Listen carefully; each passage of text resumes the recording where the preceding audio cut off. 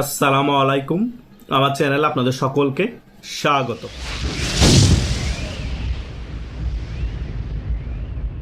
বাংলাদেশে নির্বাচনের সময় যতই ঘনিয়ে আসছে তত বেশি উত্তাপ ছড়াচ্ছে বাংলাদেশের মধ্যে।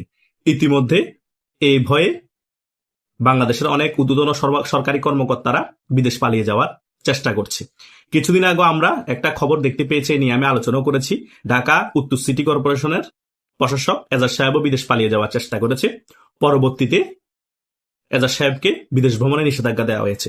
এইরকম সরকারি অনেক ঊর্ধ্বতন কর্মকর্তা বিদেশ পালিয়ে যাওয়ার চেষ্টা করছে, এবং যারা যারা চেষ্টা করেছে সরকার অবগত হয়েছে, সকলকে বিদেশ নিষেধাজ্ঞা দিয়ে দেওয়া হয়েছে, যাতে তারা বিদেশ নির্বাচনের আগে পালিয়ে যেতে না পারে। শুধু তাই নয়, ডক্টর সরকারের মধ্যে অনেক উপদেষ্টা তাদের কূটনীতিক পাসপোর্ট মানে লাল পাসপোর্ট জমা দিয়ে এয়ারপোর্টে গিয়েছিল বিদেশ পালিয়ে যাওয়ার জন্য। তাদেরকেও কিন্তু এয়ারপোর্ট থেকে ফিরিয়ে দেওয়া হয়েছে এবং তাদের উপরও নিষেধাজ্ঞা দেওয়া হয়েছে, যাতে তারা বিদেশ পালিয়ে যেতে না পারে। মোট কথা, 12ই ফেব্রুয়ারির আগে কোনো উপদেষ্টাও যতই চেষ্টা করুক নিষেধাজ্ঞার কারণে বিদেশ পালিয়ে যেতে পারবে না, এবং সরকারি অনেক ঊর্ধ্বতন যারা কর্মকর্তা আছে ডক্টর সিন্ডিকেটে, তারাও বিদেশ পালাতে পারবে না। ডক্টর কথা হচ্ছে, আমি বিদেশ পালাতে পারছি না, আমি বিদেশ পালাবো না, তোমরা আমাকে ছেড়ে বিদেশ পালিয়ে যাবা, এটা হবে না। সকলকে নিষেধাজ্ঞা দিয়ে প্যাকেট করে রেখে দেওয়া হয়েছে। তাদের কথা হচ্ছে, মরলে একসাথে মরবো, জেলে ঢুকলে একসাথে ঢুকবো, কারণ ক্ষমতার মজা কিন্তু একসাথেই নিয়েছি। ডক্টর ইউনূস হয়তোবা যারা ক্ষমতায় আসার দরে এগিয়ে আছে, বা জামাত বা বিএনপি যার সাথে নেগোসিয়েশন হবে তাদেরকে সেফ এক্সিট দিবে, তাদের দিকেই কিন্তু ঝুঁকে পড়তে পারে শেষ দিনে বা তার আগের দিন সমঝোতা হয়ে গেলে। কারণ এখন অনেক উপদেষ্টা বিদেশ পালাতে পারছে না। ডক্টর ইউনূস না হলেও উপদেষ্টাদের এক পক্ষ হয়ে যেতে পারে, কারণ তাদের নিরাপত্তা নিশ্চিত করতে হবে। এটা স্বাভাবিক, কারণ ডক্টর ইউনূস কোন রাজনৈতিক সরকার ছিল না, একটা অন্তর্বর্তীকালীন সরকার ছিল। প্রায় 16-17 মাস ক্ষমতায় থাকার ফলে অনেক বেশি জনগণের শত্রু হয়ে গিয়েছে, ভালো কাজ করতে পারে না, কারণ দেশের টাকা লোপাট হয়েছে, দেশের অর্থনীতি দুর্বল হয়ে গিয়েছে, বিভিন্ন জায়গায় দুর্নীতি অনিয়ম হয়েছে, জনরোষও পড়তে পারে, এবং যে রাজনৈতিক সরকার 12 তারিখ ক্ষমতায় আসবে তাদের জনরোষে পড়তে পারে। সে কারণে তাদের এখন অপশন হচ্ছে আস্তে আস্তে করে 12ই ফেব্রুয়ারি আগে বিদেশ পালিয়ে যাওয়া কিছু উপদেষ্টা, তা না হলে 12ই ফেব্রুয়ারি পরে এমন এক রাজনৈতিক দল আসবে তাদের সাথে সমঝোতা করে সেফ এক্সিট নেওয়া। এখন অনেক উপদেষ্টা তো বিদেশ পালাতেই পারে নাই, সকলকে এয়ারপোর্ট থেকে ফিরিয়ে দেওয়া হয়েছে, লাল পাসপোর্ট জমা দিয়েও কোনো লাভ হয়নি। মোটামুটি উপদেষ্টা সহ সরকারের সিনিয়র ঊর্ধ্বতন কর্মকর্তা সহ সকলে প্যাকেট হয়ে আছে। ডক্টর ইউনূস মোটামুটি সকলকে বিদেশ ভ্রমণে নিষেধাজ্ঞা দিয়ে প্যাকেট করে রেখেছে। মোট কথা, নির্বাচনের আগে বাংলাদেশের কোনো প্রভাবশালী ব্যক্তি এবং গুরুত্বপূর্ণ ব্যক্তি কেউ বিদেশ ভ্রমণে যেতে পারবে না কোনো উসিলায়। সকলকে প্যাকেট করে বাংলাদেশে রেখে দেয়া হবে। মোটামুটি খেলা জমে গিয়েছে। এখন বোঝা যাবে কত ধানে কত চাল। এখন বোঝা যাবে এই ডক্টর সিন্ডিকেটের উপদেষ্টারা কতটুকু পর্যন্ত সাহস দেখাতে পারে। আমি গতকালকে দেখতে পেয়েছি এই স্বরাষ্ট্র উপদেষ্টা গাড়ি থেকে নেমে সাংবাদিকদের সাথে জড়াজড়ি করতেছে, যাকে পায় তার সাথে খুব সুন্দরভাবে কথা বলতেছে, মানে ভয় ঢুকে গিয়েছে। এরে ভাই, বুড়া বয়সে ভয় যখন ঢুকে গিয়েছে, তোদেরকে মারা লাগবে না, তোরা রাতেই ভয়ে হার্ট অ্যাটাক করবে। ডক্টর যদি আর একটু ডক্টরকে ভয় ঢুকানো যায়, ডক্টরকে কিচ্ছু করা লাগবে না, ডক্টর ঘুমের মধ্যে হার্ট অ্যাটাক করে বা ব্রেন স্ট্রোক করে মারা যাবে। এই পরিস্থিতি তৈরি হয়েছে এই বুড়া খাটাস গুলার। কথা বুঝতে পেরেছেন? এরা পালাতে চেয়ে পালাতে পারে নাই। এদেরকে সেফ এক্সিট বিএনপি বা জামাত দিবে কিনা ক্ষমতায় আসার পরে, সেটার কোনো ঠিক ঠিকানা নাই। হয়তো বা জামাত ক্ষমতায় আসলে একটু সেভ হতে পারে, কিন্তু বিএনপি যদি বাই চান্স ক্ষমতায় চলে আসে, সমঝোতা না হয়, এদের যে কি অবস্থা হবে ভাই, কল্পনা করতে পারবেন না।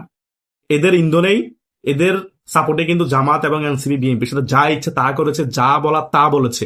শুধু বিএনপি কেনা, আওয়ামী লীগকেও বলেছে। 12ই ফেব্রুয়ারি পরে নির্বাচনের পরবর্তী সময় 1 মাসের মধ্যে আওয়ামী লীগ বাংলাদেশের রাজনীতি ফিরে আসবে, আর যে সরকার গঠন করবে সে তো থাকবে। এই দুই রাজনৈতিক দলের চাপে গেরাগলে যে সকল উপদেষ্টা পালাতে পারবে না, তাদের যে কি পরিণতি হবে, জামাত এবং এনসিপি যে কি পরিণত হবে, ভয়াবহ পরিস্থিতি হবে, কল্পনা করতে পারবেন না। এই সকল বিষয় আজ করতে পেরে কিন্তু জামাত এনসিপি গংরাই পাকিস্তান থেকে অনেক হিউজ পরিমাণ অস্ত্র নিয়ে এসেছে। একে তো সেই সকল অস্ত্র নির্বাচনে ব্যবহার হবে, এরপরের পরবর্তী সময় বাংলাদেশে যখন যদি বিএনপি ক্ষমতায় আসে, আওয়ামী লীগও ফিরে আসে, তাদের বিরুদ্ধে ব্যবহার করার জন্য বসে আছে। পাকিস্তান সম্পূর্ণরূপে এদেরকে ইন্ধন দিবে। তাদের কথা হচ্ছে বাংলাদেশে একটি গৃহযুদ্ধ লাগিয়ে দেওয়া হবে, এবং সেই সুযোগে তারা চাইবে একটি ইসলামিক রেভলিউশন ঘটিয়ে ইসলাম শাসন করতে বাংলাদেশে। কথা বুঝতে পেরেছেন? অনেক খেলা বিতর্কতভাবে চলতেছে, জাস্ট সময় ও কাল ভেদে সেই খেলাটা তারা খেলার জন্য বসে আছে। আমরা যতই মনে করি এনসিপি গং এই জামাত ইসলামী গং তারা সংখ্যায় কম। আরে ভাই, তারা সংখ্যায় কম হলো সকলে মিলিটেন্ট। আওয়ামী লীগ এবং বিএনপির জনসমর্থন অনেক বেশি, কিন্তু মিলিটেন্ট বাহিনী নেই। সাধারণ খেটে খাওয়া মানুষ আওয়ামী লীগকে সমর্থন করে, সাধারণ খেটে খাওয়া মানুষ বিএনপি করে। তারা মিলিটেন্ট তৈরি করে লাগে না, তাদের জনসমর্থন অনেক। কিন্তু এই এনসিপি গং, জামাত ইসলামী গং, এরা তো সবাই জামাত শিবিরের কর্মী। তারা যারাই জামাত শিবির করে তারা সকলেই হচ্ছে মিলিটেন্ট, মানে আর্মিদের মতো প্রশিক্ষণ প্রাপ্ত। তারা সকলে যুদ্ধের জন্য প্রস্তুত, সকলে অস্ত্র চালাতে পারে। এটাই হচ্ছে বাস্তবতা। আগামীতে এরকম একটা গৃহযুদ্ধের কবলে পড়বে বাংলাদেশ। এ সকল কিছু এখন যে অন্তর্বর্তীকালীন সরকার উপদেষ্টা আছে তারা ভালো করে বুঝতে পারছে। তারা সমঝোতা ছাড়াই পালাতে চেয়েছিল লাল পাসপোর্ট জমা দিয়ে, কিন্তু এয়ারপোর্ট থেকে ফিরিয়ে দেওয়া হয়েছে। কারণ আগামীতে সময় খুবই ভয়াবহ আসছে। যাচ্ছে দিন মোটামুটি ভালো, আসছে দিন খুবই খারাপ। সেটা বিএনপিও বুঝতে পারছে। বিএনপি এখন জোর করে বলতে পারছে না আওয়ামী লীগকে স্বনির্বাচন করতে চাই আমরা, আওয়ামী লীগকে স্বনির্বাচন হোক। কারণ বিএনপি দুই দিক দিয়ে ফাটা বাসার চিপে পড়ে গিয়েছে। একে তো আওয়ামী লীগ স্বনির্বাচন করতে কোনোভাবেই রাজি না ডক্টর ইউনূস এবং জামাত এবং এনসিপি গণ। দ্বিতীয়ত আরেক দিক দিয়ে আওয়ামী লীগ স্বনির্বাচন হোক, বিএনপি এক পক্ষ চাইলেও আরেক পক্ষ চাচ্ছে না। কারণ এক পক্ষ চাচ্ছে যে আওয়ামী লীগ ছাড়া নির্বাচন হলে আমরা আরামসে এমপি হয়ে যেতে পারবো, আবার আরেক পক্ষ চাচ্ছে আওয়ামী লীগ ছাড়া নির্বাচন হয়ে গেলে আমরা আরামসে এমপি হলো ক্ষমতায় তো বেশি দিন থাকতে পারবো না, আবার ঘুরে ফিরে আমাদের পতন হবে, তত্ত্বাবধায়ক সরকারের আন্ডারে নির্বাচন করতে হবে। তাই বিএনপির মধ্যে গোজামিল অবস্থা এবং ডক্টর ইউনূস সরকারের মধ্যে একটা গোজামিল অবস্থা চলতেছে। সেনাবাহিনীর কিছু অংশ চাচ্ছে দেশের মধ্যে গণতান্ত্রিক প্রক্রিয়া ফিরে আসুক, আরেক পক্ষ চাচ্ছে ডাইরেক্ট জামাতের হাতে ক্ষমতা তুলে দিক, পাকিস্তানের এজেন্ডা বাস্তবায়ন করছে। এই পরিস্থিতিতে একটা দেশে কি হওয়া প্রয়োজন? এই পরিস্থিতিতে একটা দেশে একটি গণতান্ত্রিক ও স্টেবল সরকার আসা প্রয়োজন, কিন্তু সেটা হচ্ছে না। কারণ গোজামিল অবস্থার কারণে দেশে গৃহযুদ্ধের দিকে চলে যাচ্ছে। আগামীতে হয়তোবা সিভিল ওয়ার বাংলাদেশে হলেও হয়ে যেতে পারে। অলরেডি অঘোষিত সিভিল ওয়ার চলতেছে, কিন্তু এটা বড় আকারে বড় স্কেলে হয়ে যাবে 12 ফেব্রুয়ারির পরবর্তী সময়, এটা আমার থেকে মনে হচ্ছে। কারণ পরিস্থিতি ভালোর দিকে যাচ্ছে না, পরিস্থিতি দিন দিন ঘোলাটে হচ্ছে, দিন দিন খারাপের দিকে যাচ্ছে। অলরেডি আওয়ামী লীগের যারা সাধারণ কর্মী তাদেরও দেয়ালে পিঠ থেকে গিয়েছে। তারা এসপার নো ওসপার একটা সিদ্ধান্ত নিয়েই ফেলবে, তারা বাঁচবে না মরবে সেটাও চিন্তা করবে না। তারাও একটা পক্ষ রয়ে দেখবেন যে ফাইট করবে, এটা সত্য কথা। হয়তোবা তারা আওয়ামী লীগের নেতৃত্বে ফাইট করবে, দেখবে যে 3 মুখী সংঘর্ষ হয়ে যাবে। তখন কি করবেন? হয়তোবা বিএনপি আওয়ামী লীগ একত্রিত হয়ে এই পাকিবিজদেরকে আজীবনের জন্য বাংলাদেশ থেকে নির্মূল করে দিতে পারে, এমনও কিছু হতে পারে।